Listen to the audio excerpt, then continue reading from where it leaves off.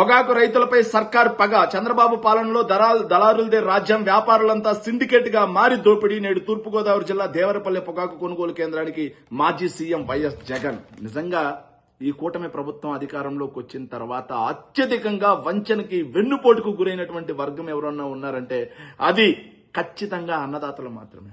ఎందుకంటే మనకు అందరికీ అన్నం పెట్టే అన్నదాత ఈ రోజు పెట్టుబడి పెరిగిపోయింది. మద్దతు యూరియా నుంచి, డిఏపి దగ్గర నుంచి, 2020 దగ్గర నుంచి, పురుగు మందుల దగ్గర నుంచి, ఎరువుల దగ్గర నుంచి, ఆఖరికి విత్తనాల దగ్గర నుంచి అన్నీ పెరిగిపోయినాయి.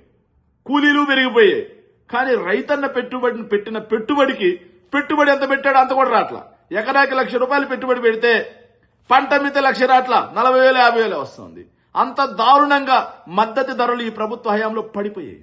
పడిపోవడంతో ధాన్యం దగ్గర నుంచి, అరటి దగ్గర నుంచి, మామిడి దగ్గర నుంచి, మిర్చి దగ్గర నుంచి, మొక్కజొన్న దగ్గర నుంచి, పెసల దగ్గర నుంచి, జొన్నల దగ్గర నుంచి, ఆఖరికి పొగాకు వరకు ప్రతి రైతన్న ఈ ప్రభుత్వ హయాంలో రోడ్డెక్కి అల్లో లక్ష్మణ ఈ కొనుగోలు కేంద్రాలు ఏర్పాటు చేయండి అంటే, మొక్కజొన్న విషయంలో అచ్చెన్నాయుడు అనే ఒక మంత్రి ఉంటారు, పశుసంవర్ధక శాఖ మంత్రి.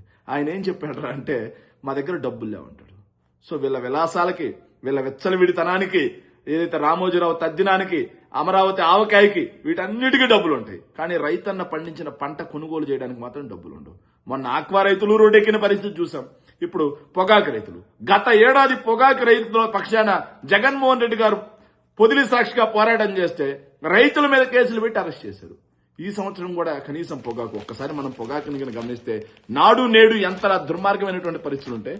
నాడు ఎవరైతే పొగాకు పండించారో ఆ పండించిన వాళ్ళకి గిట్టుబాటు ధర రాక నష్టాల పాలు కాకూడదని చెప్పి 3,000 కోట్లతో ధరల స్థిరీకరణ నిధి ఏర్పాటు చేయడమే కాకుండా ఏర్పాటు చేస్తామని చెప్పి 5 ఏళ్లలో 7,800 కోట్ల రూపాయల ధరల స్థిరీకరణ నిధి కోసం మాత్రం వైఎస్ఆర్ కాంగ్రెస్ పార్టీ ఖర్చు చేసింది. ప్రతి జిల్లాలో ఆర్బీకే కేంద్రాల ద్వారా ప్రతి గ్రామంలో కొనుగోలు చేశాం. 2023-24 జగన్మోహన్ రెడ్డి గారు దిగిపోయే టయానికి ఉత్పత్తి 2 లక్షలు, ఏదైతే 2.15 లక్షల టన్నుల్లో ఉంటే సగటు ధర ₹288 ఇచ్చిన. కానీ చంద్రబాబు నాయుడు గారు 2024-25 వచ్చేసరికి అది ₹40 తగ్గి ₹248 తగ్గింది. తర్వాత 2025-26 మరీ దారుణం. ఎంతకు వచ్చిందంటే ₹214 వచ్చింది. అంటే ఇంకో ₹30 పైగా తగ్గిపోయింది. ₹288 ఎక్కడ, ₹214 ఎక్కడ.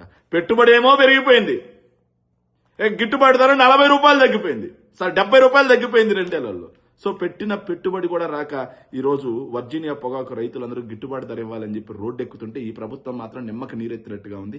వాళ్ళ పక్షాన పోరాటం చేయడం కోసం తూర్పుగోదావరి జిల్లా దేవరపల్లి పొగాకు కేంద్రాన్ని మాజీ సీఎం వైఎస్ జగన్మోహన్ రెడ్డి గారు సందర్శించడమే కాకుండా రైతుల పక్షాన పోరాటం చేయడానికి వైఎస్ఆర్ కాంగ్రెస్ పార్టీ సిద్ధంగా ఉంది అని చెప్పి తెలియజేయడం కోసం ఈ రోజు జగన్మోహన్ రెడ్డి గారు దేవరపల్లి పర్యటనకు బయలుదేరారు.